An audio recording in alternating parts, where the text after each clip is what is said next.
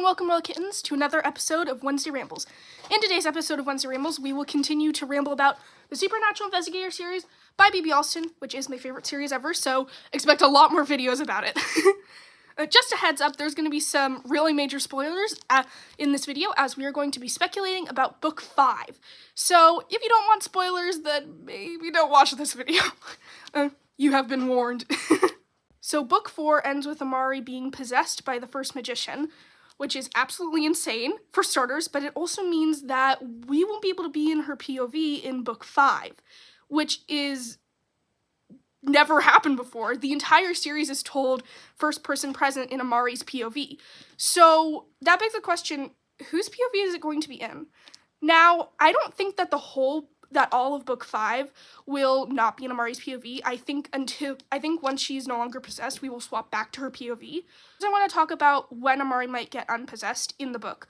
I'm guessing halfway through, because if we start the book with her no longer being possessed, then we would obviously be able to have the whole book in her POV. But that'd be pretty boring if we just skipped over, like, the entire cliffhanger at the end of Book 4. Like, oh, here's a cliffhanger. Oh, never mind.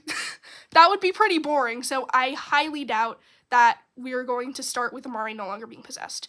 My guess is about halfway through, because that's like a decent chunk of time to be in someone else's POV.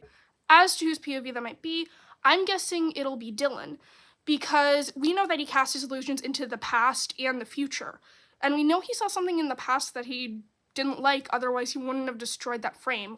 Or maybe it's that he didn't want anyone else to see it, but that's a topic for another video. So that would be a way to learn what he saw in the past and the future. We could also swap back and forth between many people's POVs. We could be in Dylan's, and then Elsie's, and then Laura's. But if we are going to stick to just one POV, I do think it will be Dylan. He is also just a major character, so that just makes sense, in my opinion. Now let's talk about how Amari could become unpossessed.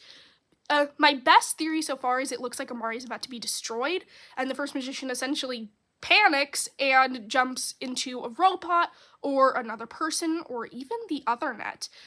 But why he wouldn't take Amari's magic with him is just like he forgot. So that isn't really the best theory, I have to admit. I haven't had a lot of time to really think too hard about this theory, but that is my best one so far, and I will speculate about this more in a later video, but I am out of time.